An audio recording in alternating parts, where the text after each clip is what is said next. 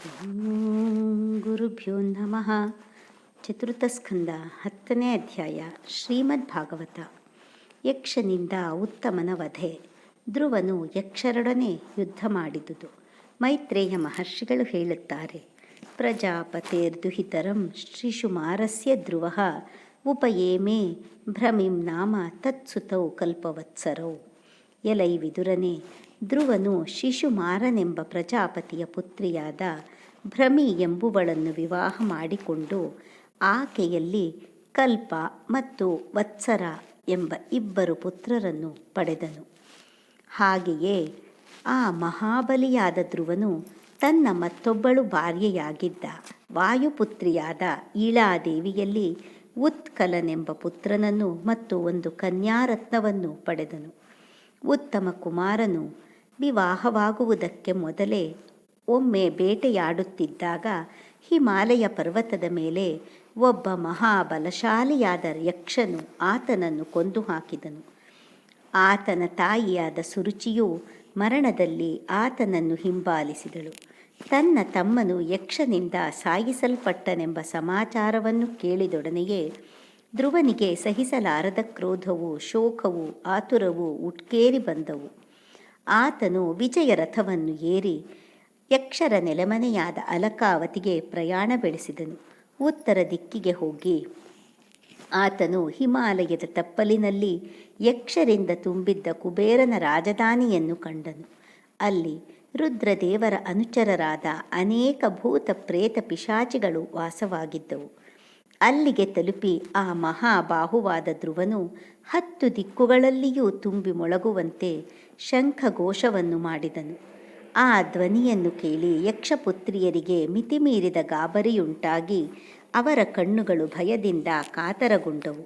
ಮಹಾಬಲಶಾಲಿಯಾದ ಯಕ್ಷವೀರರು ಆ ಶಂಖನಾದವನ್ನು ಸಹಿಸಲಾರದೆ ಕ್ರೋಧೋದ್ದೀಪಿತರಾಗಿ ಬಗೆ ಬಗೆಯ ಅಸ್ತ್ರಶಸ್ತ್ರಗಳನ್ನು ಹಿಡಿದುಕೊಂಡು ನಗರಿಯಿಂದ ಹೊರಗೆ ಬಂದು ಧ್ರುವನನ್ನು ಮುತ್ತಿದರು. ಮಹಾರಥಿಯಾದ ಧ್ರುವನು ಶ್ರೇಷ್ಠತಮನಾದ ಬಿಲ್ಗಾರನಾಗಿದ್ದನು. ಆತನು ಒಟ್ಟಿಗೆ ಬಾಣ ಪ್ರಯೋಗ ಮಾಡಿ ಆ ಯಕ್ಷರಲ್ಲಿ ಒಬ್ಬೊಬ್ಬನನ್ನು 3 ಬಾಣಗಳಿಂದ ಹೊಡೆದನು. ತಮ್ಮಲ್ಲಿ ಪ್ರತಿಯೊಬ್ಬರ ತಲೆಯ ಮೇಲೂ 3 ಬಾಣಗಳು ನೆಟ್ಟುಕೊಂಡಿರುವುದನ್ನು ಕಂಡು ತಾವು ಖಂಡಿತವಾಗಿಯೂ ಸೋತು ಹೋಗುವುದಾಗಿ ದೃಢಪಟ್ಟು ಅವರೆಲ್ಲರೂ ಧ್ರುವನ ಅದ್ಭುತವಾದ ಪರಾಕ್ರಮವನ್ನು ಪ್ರಶಂಸೆ ಮಾಡತೊಡಗಿದರು. ಅನಂತರ ಸರ್ಪವು ಮತ್ತೊಬ್ಬರು ತಮ್ಮನ್ನು ತುಳಿದರೆ ಸಹಿಸದೆ ಕೆರಳುವಂತೆ ಅವರೂ ಧ್ರುವನ ಪರಾಕ್ರಮವನ್ನು ಸಹಿಸಲಾರದೆ ಕೋಪದಿಂದ ಕೆರಳಿ ಆತನ ಬಾಣಗಳಿಗುತ್ತರವಾಗಿ ಆತನು ಬಿಟ್ಟುದಕ್ಕೆ 2ರಷ್ಟು ಬಾಣಗಳನ್ನು ಒಟ್ಟಿಗೆ ಪ್ರಯೋಗಿಸಿಬಿಟ್ಟರು. ಅಲ್ಲಿದ್ದ 1,30,000 ಮಂದಿಯೂ ಒಟ್ಟಿಗೆ ಬಾಣ ಪ್ರಯೋಗ ಮಾಡಿದರು. ಧ್ರುವನ ಮೇಲೆ ಸೇಡು ತೀರಿಸಿಕೊಳ್ಳಲು ಅವರು ಅತ್ಯಂತ ಕ್ರುದ್ಧರಾಗಿ ರಥ ಮತ್ತು ಸಾರಥಿ ಸಮೇತನಾದ ಆತನ ಮೇಲೆ ಪರಿಘ, ಖಡ್ಗ, ಪ್ರಾಸ, ತ್ರಿಶೂಲ, ಪರಶು, ಶಕ್ತಿ, ವೃಷ್ಟಿ, ಭುಷುಂಡಿ ಮತ್ತು ಚಿತ್ರ ವಿಚಿತ್ರವಾದ ಹದ್ದಿನ ರೆಕ್ಕೆಯುಳ್ಳ ಬಾಣಗಳ ಮಳೆಯನ್ನೇ ಕರೆದರು. ಭಯಂಕರವಾದ ಬಾಣಗಳ ಮಳೆಯಲ್ಲಿ ಧ್ರುವನು ಪೂರ್ಣವಾಗಿ ಮುಚ್ಚಿಹೋದನು. ದೊಡ್ಡದಾಗಿ ಮಳೆ ಬಿದ್ದಾಗ ಪರ್ವತವು ಕಾಣಿಸದೆ ಹೋಗುವಂತೆ ಆ ಬಾಣವರ್ಷದ ಫಲವಾಗಿ ಧ್ರುವನೂ ಕಣ್ಣಿಗೆ ಕಾಣದಾದನು. ಆಗ ಆಕಾಶದಲ್ಲಿದ್ದು ಆ ದೃಶ್ಯವನ್ನು ನೋಡುತ್ತಿದ್ದ ಸಿದ್ಧಗಣರೆಲ್ಲರೂ ಹಾ ಹಾ, ಈ ಮನುವಂಶದ ಸೂರ್ಯನು ಯಕ್ಷಸೇನೆಯೆಂಬ ಸಮುದ್ರದಲ್ಲಿ ಮುಳುಗಿ ಅಸ್ತಂಗತನಾಗಿ ಬಿಟ್ಟನಲ್ಲ ಎಂದು ಗೋಳಾಡತೊಡಗಿದರು. ಯಕ್ಷರು ತಮ್ಮ ವಿಜಯವನ್ನು ಘೋಷಿಸುತ್ತಾ ಯುದ್ಧ ಕ್ಷೇತ್ರದಲ್ಲಿ ಸಿಂಹದಂತೆ ಗರ್ಜಿಸತೊಡಗಿದರು. ಆದರೆ ಈ ನಡುವೆ ಸೂರ್ಯ ಭಗವಂತನು ಮಂಜನ್ನು ಭೇದಿಸಿಕೊಂಡು ಹೊರಬರುವಂತೆ ಧ್ರುವನ ರಥವು ಇದ್ದಕ್ಕಿದ್ದಂತೆ ಹೊರಗೆ ಪ್ರಕಟವಾಗಿ ಬಿಟ್ಟಿತು. ಆ ಧ್ರುವ ಕುಮಾರನು ತನ್ನ ದಿವ್ಯವಾದ ಧನುಸ್ಸನ್ನು ಟಂಕಾರ ಮಾಡಿ ಶತ್ರುಗಳ ಹೃದಯವನ್ನು ನಡುಗಿಸಿಬಿಟ್ಟನು ಮತ್ತು ಪ್ರಚಂಡವಾದ ಬಾಣಗಳ ಮಳೆಯನ್ನೇ ಕರೆದು ಬಿರುಗಾಳಿಯು ಮೋಡವನ್ನು ಚದುರಿಸಿಬಿಡುವಂತೆ ಅವರ ಅಸ್ತ್ರಶಸ್ತ್ರಗಳನ್ನು ಚದುರಿಸಿಬಿಟ್ಟನು. ಆತನ ಧನುಸ್ಸಿನಿಂದ ಹೊರಬಂದ ತೀಕ್ಷ್ಣವಾದ ಬಾಣಗಳು ಯಕ್ಷ ರಾಕ್ಷಸರ ಕವಚಗಳನ್ನು ಭೇದಿಸಿ ಇಂದ್ರನು ಪ್ರಯೋಗಿಸಿದ ವಜ್ರಗಳು ಪರ್ವತಗಳೊಳಗೆ ನುಗ್ಗುವಂತೆ ಅವರೊಳಗೆ ನುಗ್ಗಿದವು. ಧ್ರುವನ ಬಾಣಗಳಿಂದ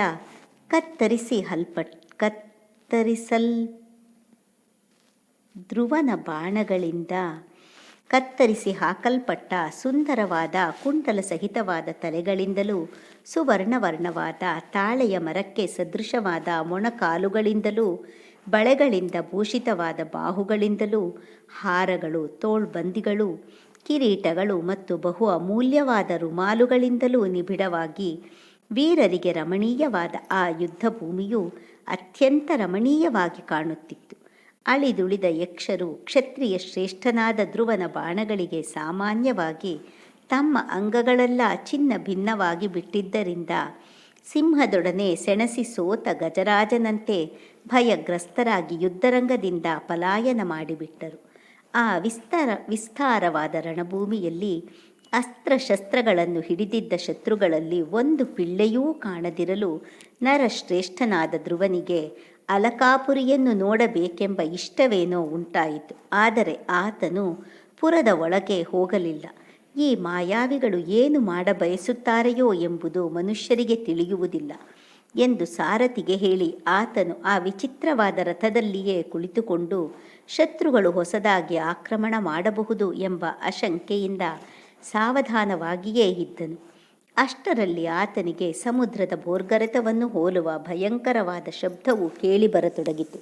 ಎಲ್ಲ ದಿಕ್ಕುಗಳಲ್ಲಿಯೂ ಬಿರುಗಾಳಿಯು ಬೀಸತೊಡಗಿ ಧೂಳು ತುಂಬಿಕೊಂಡಿತು. ಎಲೆಯ ಅನಘನಾದ ವಿಧುರನೆ, ಕ್ಷಣ ಕಾಲದಲ್ಲಿಯೇ ಇಡೀ ಆಕಾಶದಲ್ಲಿ ಮೋಡಗಳ ಸಾಲುಗಳು ತುಂಬಿಕೊಂಡವು. ಎಲ್ಲೆಡೆಗಳಲ್ಲಿಯೂ ಭಯಂಕರವಾದ ಬರಸಿಡಿಲುಗಳೊಡನೆ ಮಿಂಚುಗಳು ಥಳಥಳಿಸತೊಡಗಿದವು. ಮೋಡಗಳಿಂದ ರಕ್ತ, ಮಾಂಸ, ಕೀವು, ಮಲ, ಮೂತ್ರ, ಕೊಬ್ಬುಗಳು ಮಳೆಯಂತೆ ಸುರಿಯತೊಡಗಿದವು. ತಲೆಯಿಲ್ಲದ ದೇಹಗಳು ಮುಗಿಲಿನಿಂದ ತೊಪತೊಪನೆ ಬೀಳತೊಡಗಿದವು. ಮತ್ತೆ ಆಕಾಶದಲ್ಲಿ ಒಂದು ಪರ್ವತವು ಕಾಣಿಸಿಕೊಂಡು ಎಲ್ಲ ದಿಕ್ಕುಗಳಿಂದಲೂ ಕಲ್ಲು ಕವಣೆಗಳ ಮಳೆ ಸುರಿಯತೊಡಗಿತು. ಗದೆಗಳು, ಪರಿಗಗಳು, ಕತ್ತಿಗಳು, ಒನಕೆಗಳು ಮುಂತಾದ ಆಯುಧಗಳು ಬೀಳತೊಡಗಿದವು. ಸಾವಿರಾರು ಸರ್ಪಗಳು ಸಿಡಿಲಿನಂತೆ ನಿಟ್ಟುಸಿರು ಬಿಡುತ್ತಾ ಬುಸುಗುಟ್ಟುತ್ತಾ ರೋಷಪೂರ್ಣವಾದ ಕಣ್ಣುಗಳಿಂದ ಕೆಂಡಗಳನ್ನು ಕಾರುತ್ತಿರುವುದು ಕಾಣಿಸಿತು. ಮದಿಸಿದ ಆನೆಗಳು, ಸಿಂಹಗಳು, ಹುಲಿಗಳು ಹಿಂಡು ಹಿಂಡಾಗಿ ಓಡೋಡಿ ಬರುತ್ತಿರುವುದು ಗೋಚರಿಸಿತು. ಸಮುದ್ರಗಳು ಪ್ರಳಯ ಕಾಲದಲ್ಲಿ ಹೇಗೋ ಹಾಗೆ ಭೀಕರವಾಗಿ ಭೋರ್ಗರೆಯುತ್ತಾ ಮುಗಿಲೆತ್ತರದ ಅಲೆಗಳಿಂದ ಎಲ್ಲ ಕಡೆಗಳಿಂದಲೂ ಭೂಮಿಯನ್ನು ಮುಳುಗಿಸುತ್ತಾ ಬರುತ್ತಿರುವುದು ಕಾಣಿಸಿತು. ಕ್ರೂರಿಗಳಾದ ಅಸುರರು ತಮ್ಮ ಮಾಯೆಯಿಂದ ಹೇಡಿಗಳನ್ನು ಹೆದರಿಕೆಯಿಂದ ನಡುಗಿಸುವಂತಹ ಇನ್ನೂ ಹಲವಾರು ಉತ್ಪಾತಗಳನ್ನು ತೋರಿದರು. ಧ್ರುವನ ಮೇಲೆ ಅಸುರರು ದುಸ್ತರವಾದ ಮಾಯೆಯನ್ನು ಸೃಷ್ಟಿಸುತ್ತಿದ್ದಾರೆ ಎಂಬುದನ್ನು ಕೇಳಿ ಮುನಿ ಮಹರ್ಷಿಗಳು ಅಲ್ಲಿಗೆ ಬಂದು ಆತನಿಗೆ ಮಂಗಳವನ್ನು ಹಾರೈಸುತ್ತಾ ಔತ್ತಾನಪಾದೆ ಭಗವಾನ್ಸ್ತವ ಶಾನ್ಗದನ್ವ ದೇವಃ ಕ್ಷೀಣೋತ್ವವನತಾರ್ತಿ ಹರೋ ವಿಪಕ್ಷಾನ್ ಯನ್ನಾಮಧೇಯಮಭಿದಾಯ ನಿಶಮ್ಯ ಚಾದ್ಧ ಲೋಕೋಂಜಸಾ ತರತಿ ದುಸ್ತರ ಮಂಗಮೃತ್ಯುಂ ಉತ್ತಾನಪಾದ ಪುತ್ಪಾದನ ಪುತ್ರನೇ ಸುಪುತ್ರನೇ ಧ್ರುವ ಸಾರ್ವಭೌಮ, ಹೆದರಬೇಡ. ಶರಣಾಗತರ ಭಯವನ್ನು ಭಂಜಿಸುವ ಭಗವಂತನಾದ ಶ್ರೀಮನ್ನಾರಾಯಣನು ನಿನ್ನ ಶತ್ರುವನ್ನು ಸಂಹರಿಸಿ ಬಿಡುವನು, ನಿನಗೆ ಜಯವನ್ನು ದೊರಕಿಸಿಕೊಡುವನು. ಶ್ರೀ ಭಗವಂತನ ದಿವ್ಯ ನಾಮಧೇಯವನ್ನು ಕೇಳಿದರೂ ಸಾಕು, ಕೀರ್ತನೆ ಮಾಡಿದರೂ ಸಾಕು, ಮನುಷ್ಯನು ದಾಟಲು ಕಷ್ಟವಾದ ಮೃತ್ಯುವನ್ನು ಶೀಘ್ರವಾಗಿ ಆಯಾಸವಿಲ್ಲದೆ ದಾಟಿಬಿಡುವನು ಎಂದು ಆಶೀರ್ವಾದ ಮಾಡಿದರು. ಇಲ್ಲಿಗೆ ಮಹಾಪುರಾಣವು ಪರಮಹಂಸ ಸಂಹಿತೆಯೂ ಆಗಿರುವ ಶ್ರೀಮದ್ ಭಾಗವತದಲ್ಲಿ ಚತುರ್ಥ ಸ್ಕಂದದ 10ನೇ ಅಧ್ಯಾಯವು ಮುಗಿಯಿತು. ಓಂ ತತ್ಸತ್.